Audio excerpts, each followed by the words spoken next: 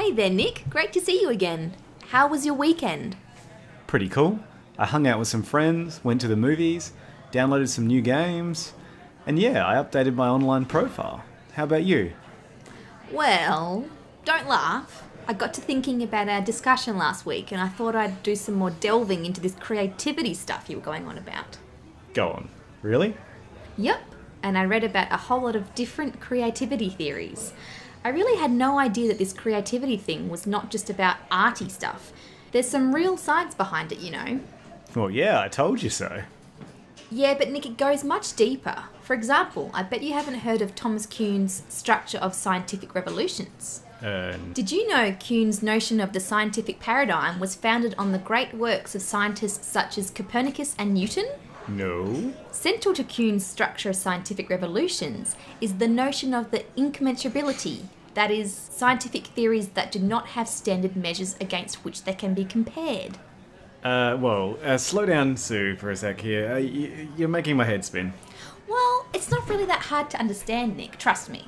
So, Kuhn describes three interrelated aspects of the incommensurability of scientific theories. First, he argues that proponents of incommensurable theories have different conceptions of the established discipline and what counts as scientific evidence. Second, those who hold differing beliefs and expectations and are not open to thinking beyond their immediate understanding of a problem can obscure their vision and impede new discoveries. Finally, he reckons that paradigm change results when discrepancies in existing beliefs are exposed, which in turn leads to a crisis point, thus creating the conditions through which new paradigms can transform scientists' view of the world.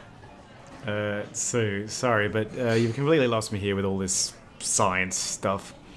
But Nick, it's not about science. Kuhn was talking about creativity as it relates to science. Okay, then, well, explain it in lay terms for those of us who are not scientists. Well, you know I'm not an expert in creativity.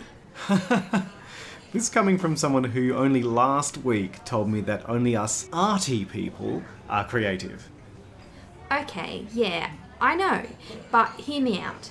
So I think what Kuhn was trying to say was that people, particularly scientists, who are likely to come up with what he calls new paradigms that can change the world, you know, the Marie Curies of the world, were not just born creative. He says that apart from all the skills we spoke about last week, remember we talked about creativity involving taking up opportunities, being willing to train and practice, and having the encouragement and motivation to keep going?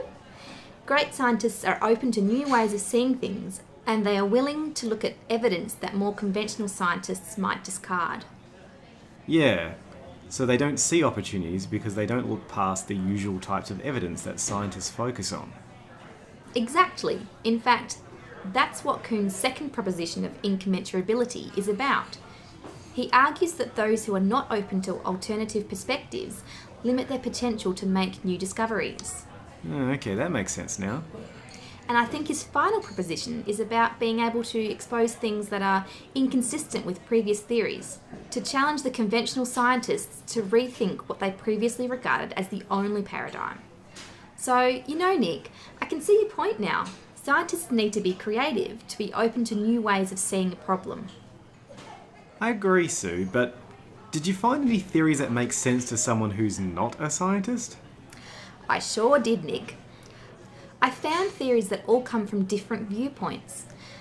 I'm not saying I understood them all, but I don't think that matters, because they all seem to be agreeing on a few basic principles. Well, okay, so what are those basic principles?